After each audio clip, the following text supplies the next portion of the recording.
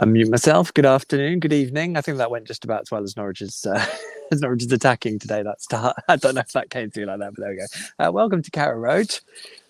Goals are overrated. Hey, it's finished here, as I'll just show you up on the banner.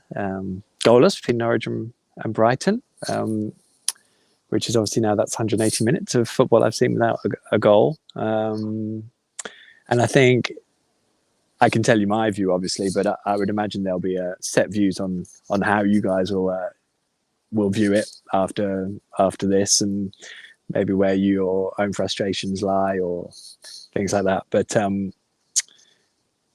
yeah, we're in quite a fascinating period at the moment. Probably just the start of it, really, because ultimately the fixtures Norwich have, minus the fact they've got to go to Chelsea in next, isn't it? In fact. Minus that game, the games that they've got coming up over this run, if you're going to try and stay in the Premier League, they are games that you are going to need to do well in, and you're going to need to pick some wins up in ultimately to get the points. Dan Holker's just standing there to put me off. That's the sort of thing he does. I cannot be put off. I'll take that as a quote on my tombstone. So let's break this down, shall we? Because I thought, especially in the first half and in bits in the second half, you could see why Brighton are a better team than Norwich. Essentially, I thought they had better quality. They created better chances. They were able to create more out of sort of nothing, essentially. You can see why they're confident. You can tell that sort of they look quite coherent in what they were doing, I thought. And were able to conjure things up when they needed to. They just didn't quite take the really good moments they had. It took Tim Krul producing a wonderful tip onto the crossbar from Trossard. It was a beautiful volley. Again, there was an explosion really from Sonny March, and then Nail Mopai has somehow just put the ball over the bar. Wonderful moat. It's like that. It was such quality to create it, just missing the target. And it was quite interesting listening to Graham Potter, to be honest, in the press conference, because all the questions were like, are you a bit worried that you're not doing this, and a bit worried that you're not doing that? Which I suppose probably comes down to the fact that everyone would expect teams to come to Norwich and win, other than Norwich. So I suppose that's where we are with that, and where we are with Norwich's own development at this stage. So in that kind of filter context, Norwich defended well. I thought they were always in the game. It was a pretty even game, I would have to say. I think Brighton probably had the better chances. Norwich had their moments. We'll get into that. But it was quite an even game and an evenly matched game. And it's just a continuation, really, of this quite slow going, but of giving themselves a platform in games, which Norwich are doing. Now, the thing about a platform is it's only any good if you go and stand on it and build on it. And I think there is a lot of hesitancy at the moment. I thought Daniel's changes were reactive to injury situations. They didn't really try and create something of a spark from the game, which again, I feel like Daniel Farke is quite a cautious coach in those regards at times. So I understand his thinking, and I know a lot of people sit there going, "Why don't you just ask him why he makes his late substitutions late?" I mean, I can tell you why. I won't stop asking him, obviously, but there will always be reasons, which is why it's more a case of it just don't kind of often. I often want them earlier. That's just what I feel. I feel like Graham Potter was proactively trying to alter the game. And in fairness, he didn't, it still finished goalless, even though he was doing that. So, and Daniel Farke is probably treading a difficult line at the moment, that if he goes and chases a game and Norwich lose, does that do more longer term damage than being cautious and still getting a draw? I don't know. I think it probably does, because ultimately they're trying to build a bit of points, and I suppose it's like waiting for them to jump onto the stage and start building, isn't it? The platform. So it was an unchanged team, which didn't really surprise me. A lot of people going, "Where's Todd?" I just don't think Todd has trained enough. Even though he's been back in training, I don't think he's trained enough. And Daniel Farke kind of said yesterday, "Look, once he gets the consistency back, I'll get him involved." So didn't really see the big surprise that he didn't feature. to be honest. Most people seem to think that he would, and maybe I should have checked those expectations. I probably just wasn't expecting that they would be that high, but I must do better maybe on my communications on that form, because it didn't really surprise me on that. So I wasn't surprised it was unchanged, and I thought again, actually, to be honest, I thought Brighton were going to pose more of an issue to Norwich today than Burnley, because of how they play in the midfield and how they progress the play and what they do with it. And actually, Norwich kind of coped quite well with that. The issue was that Josh Sargent and Teemu Pukki at times looked very isolated. And, I think, ironically, Norwich had one or two really, really good opportunities going forward still on the counter. They just looked devoid of the conviction to take them. I don't know if we can say it was quality. Maybe we will have to say it's quality in a while's time. But when I look at Josh Sargent's performance today, I thought there were some lovely turns and some really good build up in the middle. And I thought he played his role really well. It was actually probably his best performance, to be honest, in terms of involvement in the game. He missed an open goal in that he got the opportunity from Sanchez's mistake and just put nothing behind the ball to roll it in, which is, he looked distraught. Everyone in here couldn't believe what they'd witnessed.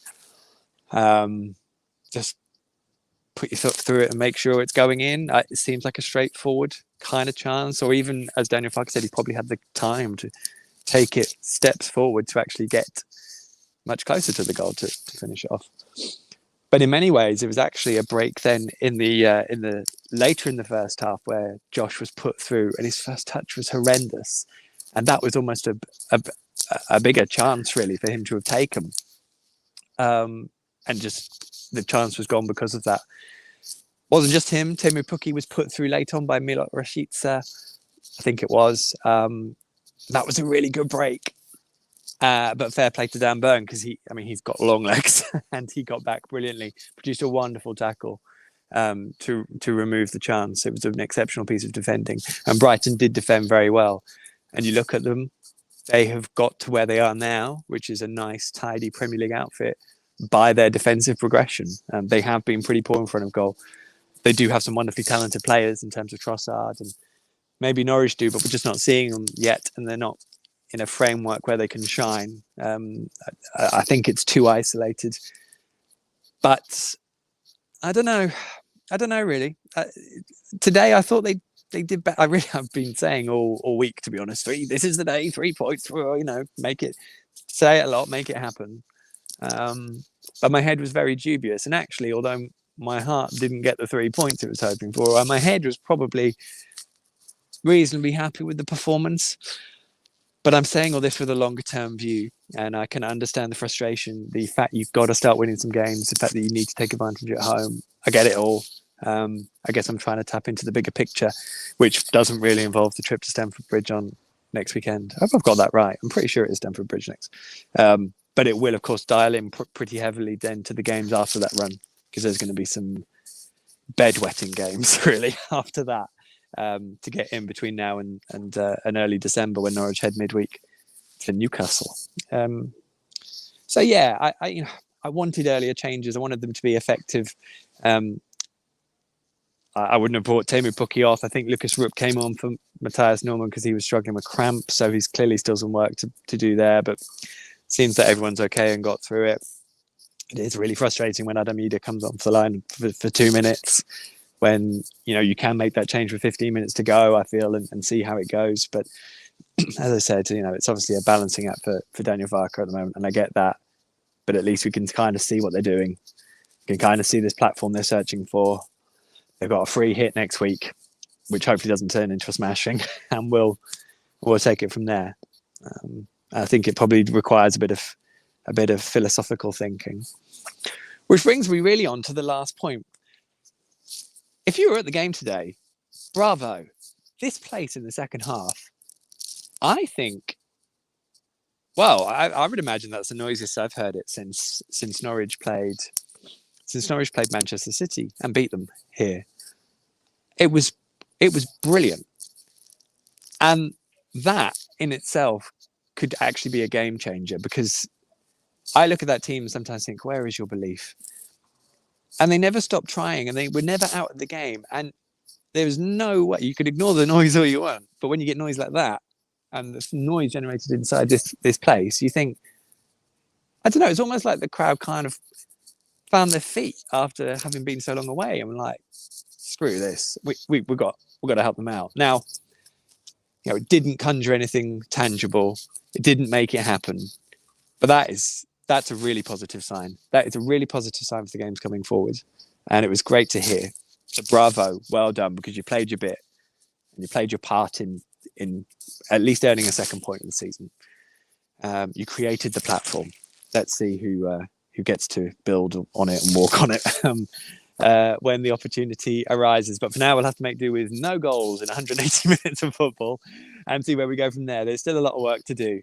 But actually, Daniel Farke gets a free full week to do it, which he didn't have over the international break. He basically had a couple of days. So maybe a bit of massaging Josh Sargent's confidence and seeing if there is a goal scorer in there somewhere. Because at the moment, when those chances are coming up, he's not able to take them.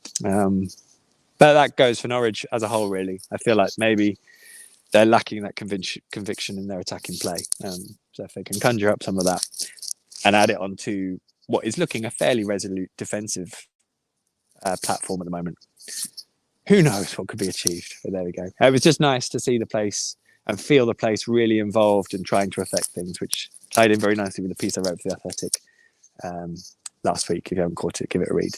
Right, I'm going to check out now. On the Ball will, of course, be live, hopefully back on all the YouTube channels and things, wherever you're watching this. Thanks for watching. That will be on Monday night. Can't remember who's on, but I'm sure it'll be a cracker. Better check they can still come on. So check that out Monday at 8 o'clock in the evening, all being well. Thank you for subscribing and watching and commenting. I'll try and read them all and answer as many as I can in response, which would be lovely, of course. I've got a few nice things coming up on Athletic over the next week or two, so keep an eye out. Thank you, as always, for all your time and support. I appreciate if you aren't happy at the moment with how things are going, but they kind of feel like they're doing what they are doing and all they can at the moment. As I said, it's the hope that form comes and then a bit of class is shown. If it doesn't and they can't, then they're not good enough, and we'll take it apart when we get there. But for now, it's another goalless draw, and we move, which I think is what all the kids say. Have a lovely weekend, a lovely Saturday evening. I will remove the score because we've seen quite enough of that, haven't we? I'm obviously out of practice because it's the international break. I've got now to do everything, so I'll take that off. I wish you all a very lovely evening, and we'll see you on the other side. Good night.